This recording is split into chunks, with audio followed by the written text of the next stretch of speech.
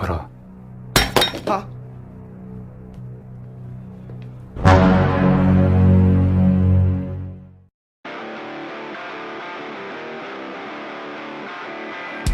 Halo Rebahaners, dimanapun kalian berada, bagaimana kabarnya? Kembali lagi bersama saya John, still in the house.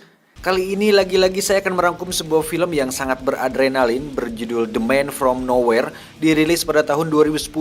Film ini cukup menggugah emosi karena pemeran utamanya hampir sama seperti John Wick yang diam-diam mematikan. Dan karena besok sore saya harus berangkat ke Hungaria untuk menghadiri acara nikahannya Sasha Grey, jadi langsung saja pasang handsfree, simetriskan posisi rebahan, kencangkan celana mantan kalau ada. Selamat menonton dan mari kita katakan bersama-sama password yang selalu tidak pernah terlewatkan. 1, 2, 3. Ceki cerot. Get it when I get back.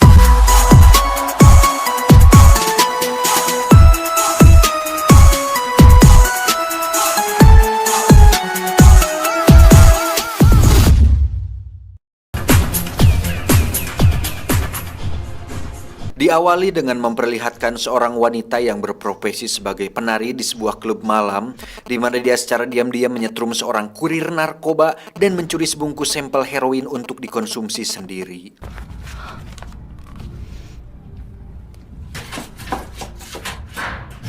Bersamaan dengan itu, sekelompok polisi pun berencana untuk meringkus si kurir, namun ternyata barang bukti sampel narkobanya sudah dibawa pergi oleh si wanita, sehingga misi ini gagal total.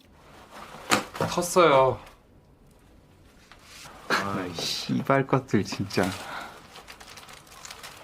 Di sisi lain, kita akan melihat sang tokoh utama film ini, yaitu seorang penjaga tempat pegadaian bernama Tae-sik. Ini orangnya. Di mana si Tae-sik ini cukup dekat dengan seorang gadis kecil yang merupakan anak tetangganya, yang tidak lain adalah putri dari si wanita pencuri narkoba tadi. Gadis kecil ini bernama Somi. Ini wajah imutnya.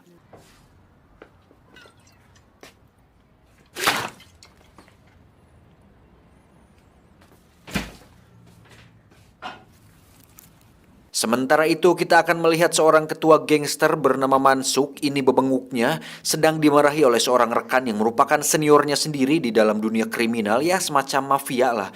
Dimana sampel narkobanya tadi ternyata milik dari si senior ini, dan saat mengetahui bahwa sampelnya telah dicuri, si senior pun menampar Mansuk yang membuat hidungnya berdarah.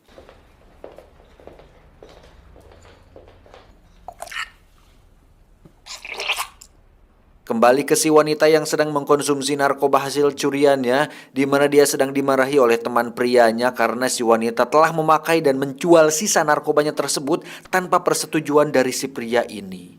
직접 처분하고 잠수타면 그만이야! Melihat kondisi ibundanya yang seperti itu, Somi pun hanya bisa terdiam dan tak bisa berbuat apa-apa, sehingga hal ini menjadi jawaban kenapa Somi lebih sering bersama Tae-sik ketimbang ibunya sendiri, karena Somi tidak memiliki teman selain tetangganya sendiri, yaitu Tae-sik. 짜잔! 네일 아트 할 거예요. 아저씨 정말 깡패예요? 내가 나쁜 사람처럼 보이니?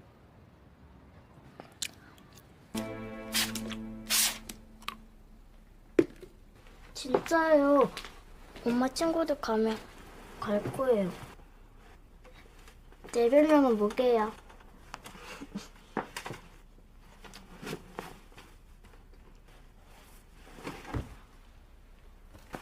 그때부터 계속 쓰레기통. 웃기죠? 아, 게임하고 싶다. Suatu hari saat Tae-sik pulang dari mengunjungi makam mendiang istrinya, dia pun melihat Somi sedang diriungin oleh orang tua salah satu murid, di mana Somi ketahuan telah mencuri tas milik salah satu teman sekelasnya. 저 가방 네가 훔쳤어?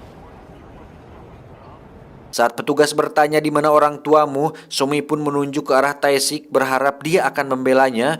Namun karena Tae-sik menilai Somi sudah bertindak keterlaluan dan memalukan, dia pun pergi dari sana sehingga hal itu membuat Somi merasa amat sangat kecewa. Di sisi lain, kita akan melihat seorang pria bernama Jong Suk yang merupakan adik dari si Man Suk tadi, di mana mereka berdua adalah kakak beradik yang melakukan berbagai bisnis ilegal dengan menjual narkoba dan organ dalam tubuh manusia, benar-benar kejam. Hampir sama seperti gangster atau mafia, mereka berdua memiliki banyak sekali anak buah dan cukup terkenal di kalangan penjahat dan dunia kriminal di kota tersebut. Pah! Mereka berdua dikenal dengan nama Usuk Bersaudara. 누구? 춤추는 년.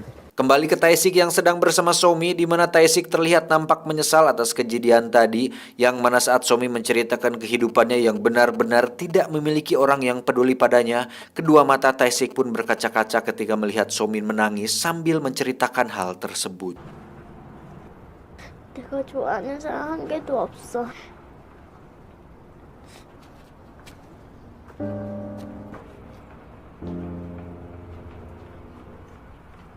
Saat Somi sampai ke kamarnya, dia pun dibuat terkejut ketika melihat ibunya sedang disiksa oleh Jong Suk, yang mana tujuan dia datang ke sana adalah untuk mencari di mana sampel narkoba itu disimpan dan disembunyikan.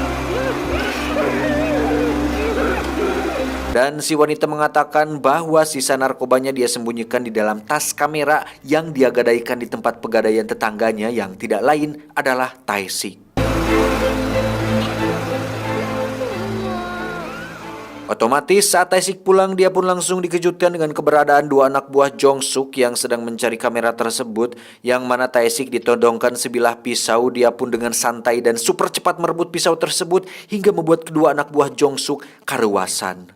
Karuasan.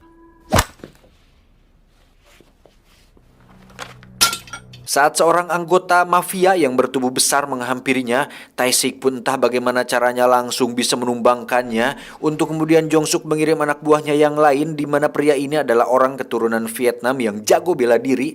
Namanya adalah Ram Rowan, tapi kita panggil saja Sahroni agar lebih mudah menyebutnya. Ini bebenguknya.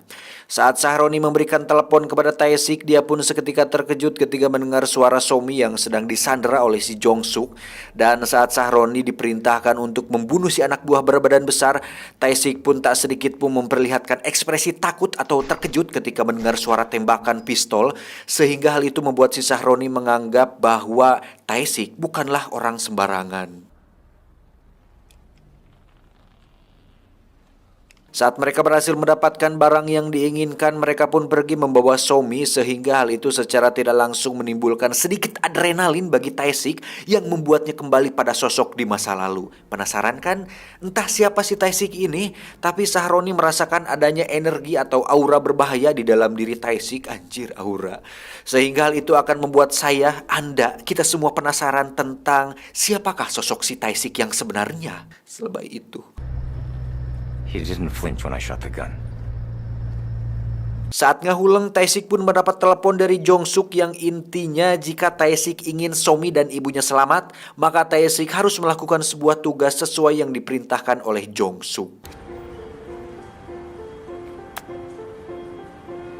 Dan sesuai instruksi, Tae-sik pun diminta dan disuruh untuk menjadi kurir narkoba, di mana Tae-sik harus membawa sebuah sampel narkoba yang wajib diserahkan kepada seorang mafia yang tidak lain adalah senior si Man Suk yang kita lihat tadi.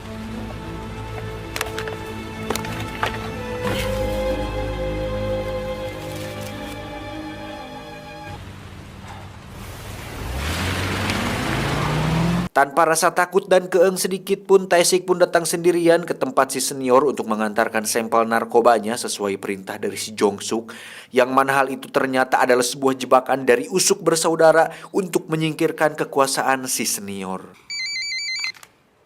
물건은 잘 받으셨나? 만식이?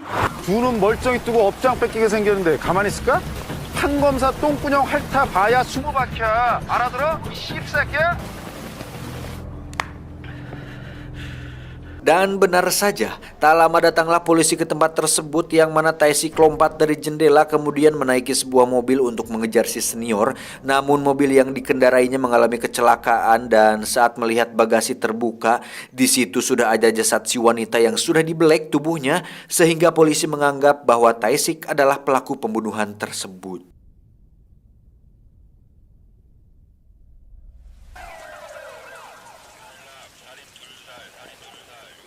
Namun yang menarik adalah ketika para polisi memeriksa identitas Tae-sik, mereka pun tak menemukan adanya catatan kriminal pada masa lalu Tae-sik, apalagi keterlibatan dirinya dengan para gangster atau mafia, sehingga mereka agak sedikit heran kenapa Tae-sik berada di TKP bersama para pelaku tersebut. 뭐요? 신혼중에 락이 걸렸어. 락? Tak ingin hanya berdiam diri saja, Tae-sik pun bergerak cepat dengan kabur dari kantor polisi dan melumpuhkan semua petugas, sehingga hal itu semakin membuat sang kapten polisi penasaran tentang siapakah sosok Tae-sik yang sebenarnya. 경찰 6 때려눕히고 존나 호기심 땡겨. Di sisi lain kita akan diperlihatkan si teman pria ibunya Somi tengah diculik, yang mana dia dibawa ke markas usuk bersaudara dan diinterogasi mengenai keterlibatan Tae-sik dengan si pria, apakah masih satu komplotan atau bukan. Namun karena si pria memang sama sekali tidak mengenal Tae-sik sebelumnya, dia pun hanya bisa iilengan saja sambil memohon ampun untuk jangan dibunuh. Tapi tiba-tiba ya, Mansuk pun dengan cepat mengkapak kepala si pria, di mana hal itu membuat Jong-suk terkejut sehingga darahnya mengotori baju mahal yang dibelinya dari pasar Cikurubuk.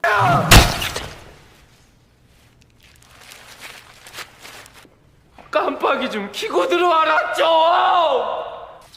돌체인 가마나 새로 산 건데 아이 나 이 씨발 진짜. Di saat yang bersamaan, Sahroni pun terlihat membantai anak buah si senior, termasuk si senior sendiri menggunakan sebilah senjata tajam bernama Kerambit yang pernah dipakai oleh Kang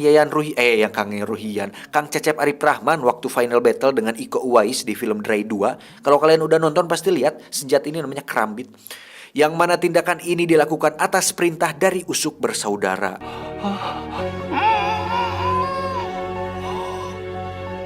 Dan jika dilihat dari kemampuannya, Sahroni bisa jadi adalah sosok kuat yang berpeluang besar untuk bisa menjadi lawan yang seimbang dengan Tae-sik. Kembali ke para polisi yang akhirnya mendapat jawaban tentang siapakah sosok Tae-sik yang sebenarnya, dan akhirnya Anda akan terkejut ketika mengetahui bahwa Tae-sik merupakan mantan agen pasukan khusus di Komando Intelijen Militer, yang mana Tae-sik diketahui telah bertugas selama 10 tahun dan berhasil menyelesaikan berbagai misi seperti penyerbuan dan pemusnahan dan pengecoran, sehingga Tae-sik dianggap sebagai mesin pembunuh yang sempurna. 통칭 UDU, AIU가 통합되면서 만들어진 정보사 특작부대 요원으로서 격투 시범을 시찰하던 국회의원이. Dan setelah mengetahui siapa Tae-sik, kita akhirnya akan diberi bukti seberapa hebatnya dia, yang mana dengan wajah dingin dan kalemnya, Tae-sik pun mulai melakukan pelacakan untuk menemukan Somi, di mana dia menemui sekelompok penjahat untuk mencari informasi tentang lokasi keberadaan usuk bersaudara. Dan ketika mereka menolak permintaannya, jangan salahkan Daku jika Tae-sik langsung menghajar mereka semua.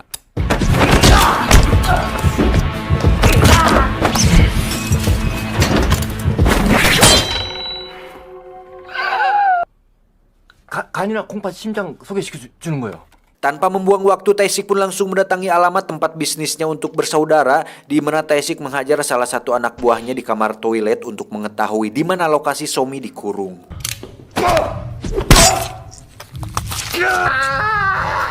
만석이 종석이 그 새끼들이 알아.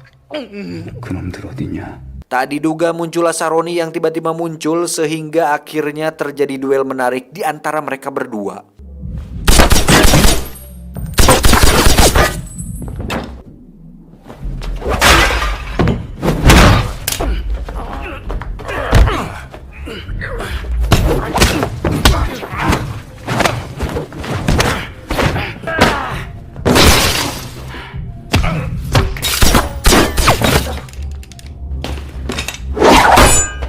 Saat duel akan dilanjutkan di depan umum, datanglah Mansuk yang menyuruh Sahroni untuk pergi, sehingga Tae-sik lagi-lagi kehilangan jejak untuk menemukan Somi.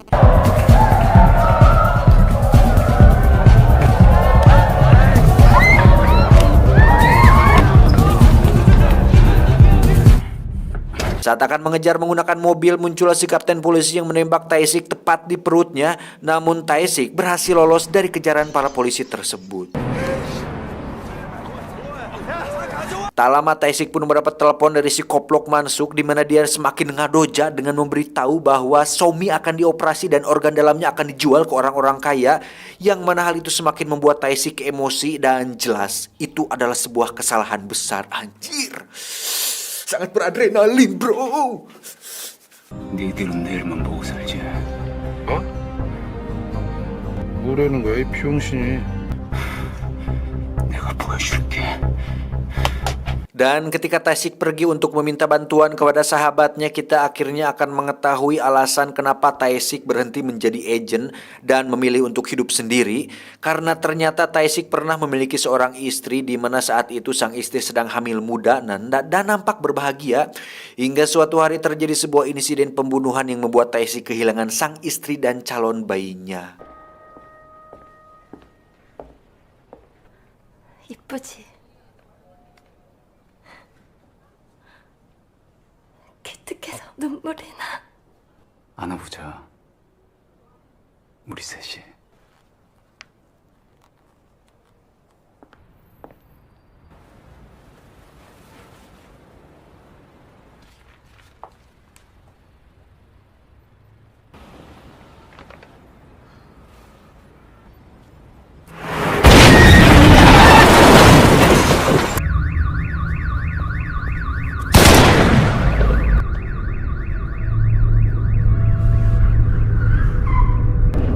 야, 태식아, 어디 봐! 태식! 야, 빨리 구구 잡으러 와! 빨리! 에이, 맛있냐!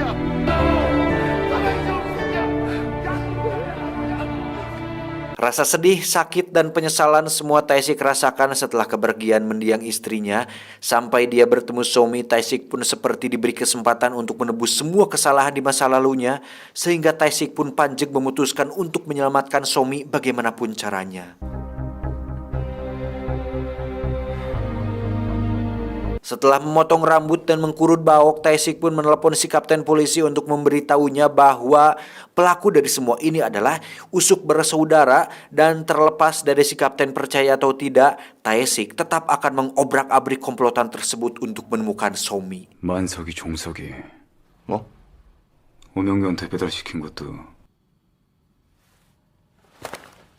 Dengan sedikit kesabaran, penyelidikan, observasi, dan pengalaman dirinya selama di militer pasukan khusus, Tae-sik pun berhasil menemukan tempat bisnis narkobanya si Usuk bersaudara, di mana Tae-sik langsung mengobrak-abrik tempat tersebut yang kebetulan ada si Jong-suk yang sedang berada di sana.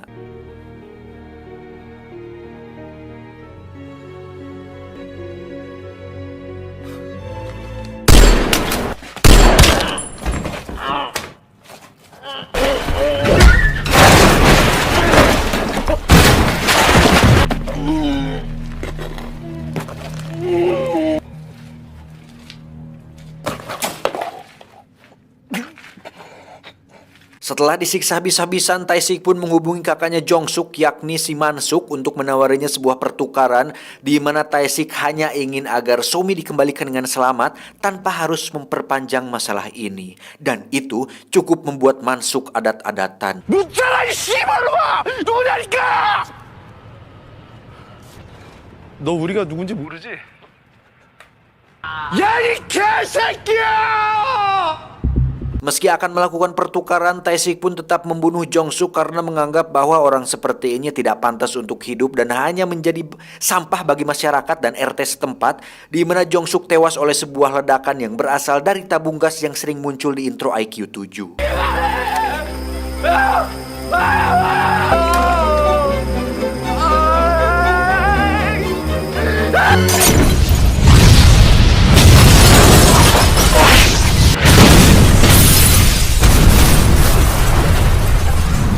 Kesal karena adiknya telah disakiti, Man-suk pun melakukan hal yang sama seperti yang dilakukan oleh Tae-sik, di mana Man-suk menyuruh Sahroni untuk menyerahkan Somi kepada seorang dokter bedah dan menyuruhnya mencongkel kedua mata Somi. Dan saat melihat Somi akan dibunuh dan diambil organ dalamnya, Sahroni nampak tidak tega dengan hal itu. Tibalah Tae-sik di markas Man-suk, dia pun datang sendirian dengan wajah dinginnya, yang mana sesuai janjinya Man-suk pun mengembalikan Somi, tetapi dalam bentuk lain, yakni hanya 2 bola matanya saja. Dan pada adegan ini, waduh anjing, emang si kampret Man-suk ini salah besar sih, siap-siap saja dihabisi.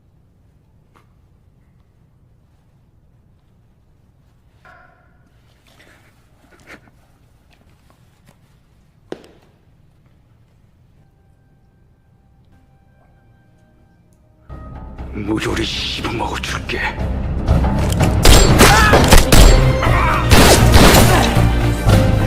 Dan lagi-lagi, Mansuk telah salah besar membangunkan Maung yang sedang tertidur, di mana Tae-sik mengeluarkan semua skill membunuhnya dengan menghabisi semua anak buah si Mansuk. Dan ketika si Mansuk kabur, muncullah Sahroni untuk melakukan final battle dengan Tae-sik.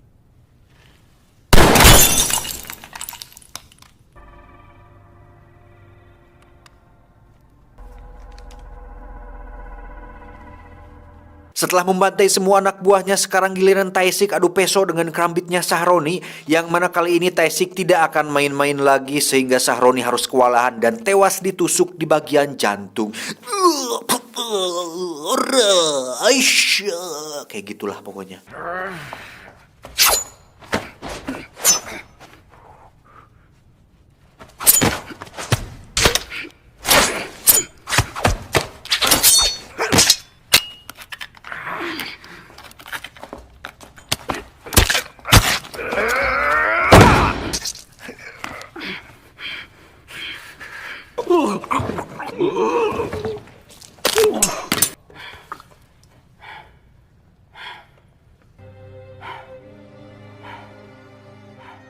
Mansik sendiri mencoba kabur menggunakan mobil, namun berhasil dicegah oleh Tae-sik yang menembak ban mobilnya, untuk kemudian Tae-sik menembak kaca mobilnya yang anti peluru. Tetapi seanti pelurunya sebuah kaca, jika ditembakannya dipusatkan ke satu titik, maka hasilnya akan tembus juga. Mamam.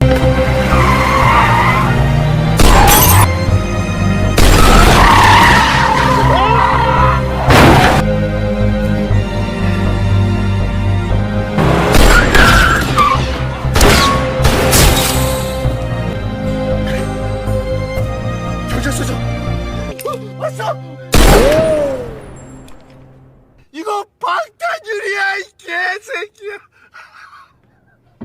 싸마, 이 개새끼야.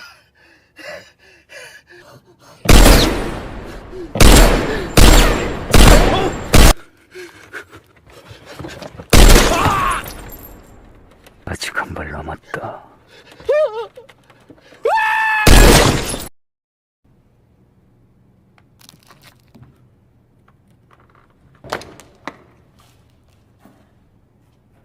Karena Somi sudah tewas dan tak ada lagi alasan untuk hidup, Tae-sik pun memutuskan untuk bunuh diri. Namun tiba-tiba muncullah Somi yang ternyata masih hidup.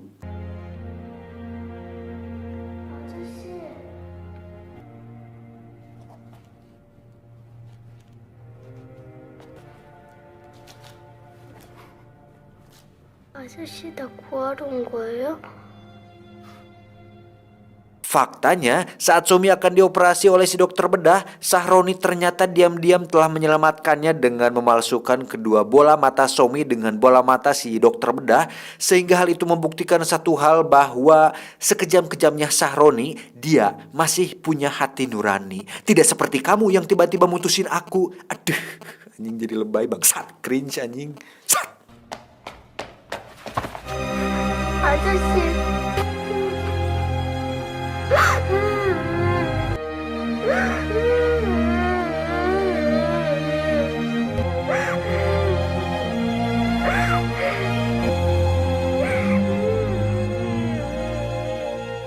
Pesan yang bisa kita ambil dari film ini adalah harapan selalu ada, karena walaupun Anda sudah mengalami hal buruk di masa lalu, hidup harus terus berlanjut dan jangan terus-terusan merasa terpuruk, karena ketika Anda merasa bernasib paling buruk di dunia, percayalah, di luaran sana masih ada yang lebih banyak yang bernasib lebih buruk. Seperti seorang pengangguran yang mungkin masih bingung esok akan makan apa dan beli udu dari mana.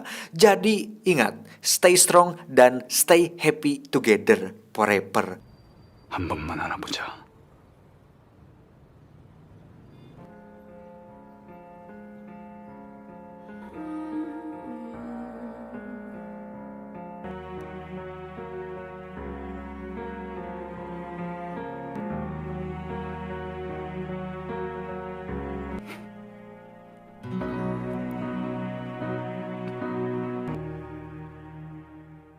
Tamat, ending yang cukup membagongkan. Dengan segala kerendahan hati, saya beserta tim IQ 7 cabang Bulgaria mengucapkan terima kasih dan sampai jumpa di video selanjutnya. Ingat, adios, pertikaian ikan lele. Apa anjing pertikaian ikan lele kenapa jadi makin absurd, John? Guys, sepertinya tabur paru-paruku sudah engap, guys. Aku terlalu banyak udud setiap habis rekaman dan habis nyekrip film. Udud mulu. Kenapa ya? Saya jadi makin engap dan semakin balelol dalam berbicara. Napas pun seperti terengap-engap kalau pas rekaman itu, guys. Ini juga pasti banyak yang di-cut, guys, oleh si editor. Saya banyak salahnya tiap pengucapan kata tuh. Apa ya? Untuk satu tarikan napas tiap membaca satu kalimat tuh terasa ngos-ngosan, anjir. Buat kalian, stop lah ngerokok. Cukup biar saya aja.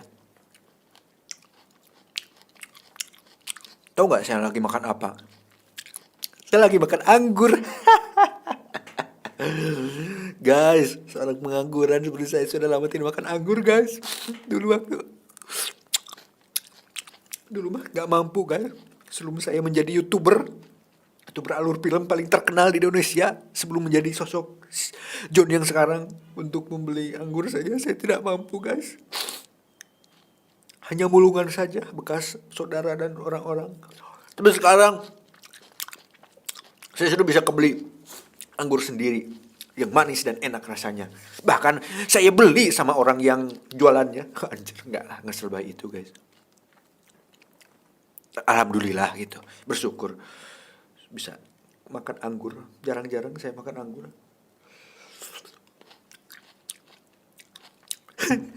Jadi sedih ini anjing. Gak boleh sedih-sedih. Kita harus semangat. Ya.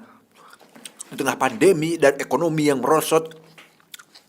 Dikala kalian diputuskan oleh pacar dan hanya sendirian hidup sendiri. Ingat, kita harus tetap semangat untuk menjalani hidup. Seperti si Taisik ini, guys. Ini kok jadi guys, anjing gila. Anjing.